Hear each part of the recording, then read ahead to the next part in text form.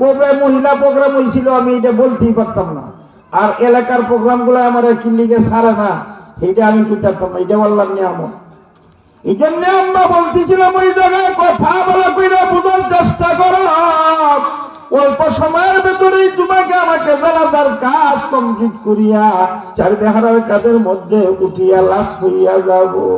আরে আম্মা কই লইয়া যায় ওই কবর, যে কবরে কাউকে চিনে না, যে কবরে কাউকে চিনে না।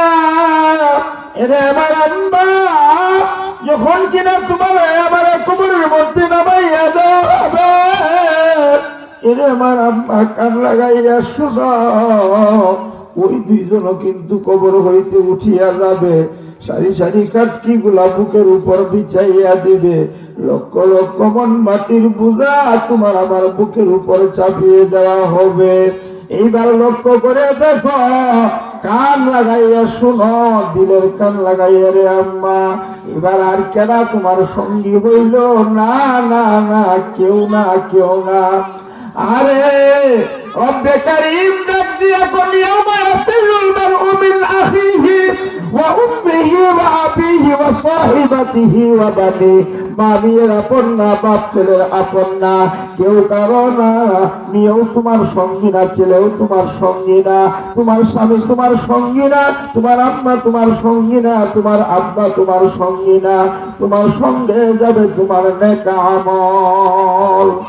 এই জন্য আম্মা আজকে যে এসে লাভ কি হইল, প্রত্যেকটা কথা বলবা আর শুনবা, প্রত্যেকটা কথা বলা আর শোনার বিনিময়ে এক এক বছর নফল ইবাদতের নেকি রব্বে কারীম আমার তোমার আমলনামার মধ্যে জমা দিতেছেন। সুবহানাল্লাহ। এই জন্য আম্মা বলতেছিলাম, বলা কইরা বুঝো, প্রশ্ন যখন করা হবে, প্রশ্নের জবাব যখন তুমি কি দিতে পারবা, মালিকের যদি দয়া হইয়া যায়, আমার তোমার মালিক ডাক দিয়া বলবেন, ফেরেশতারা রে,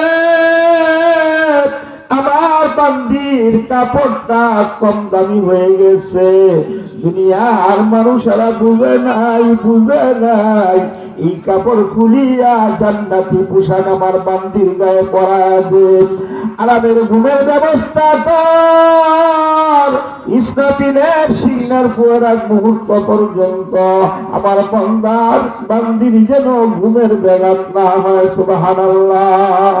ফাফরিসুহু মিনাল জান্নাতি ওয়ারবিসুহু মিনাল জান্নাতি ওয়াফতাহু লাহু বাবান ইলাল জান্নাহ। জান্নাতি বিছানার ব্যবস্থা করা হবে।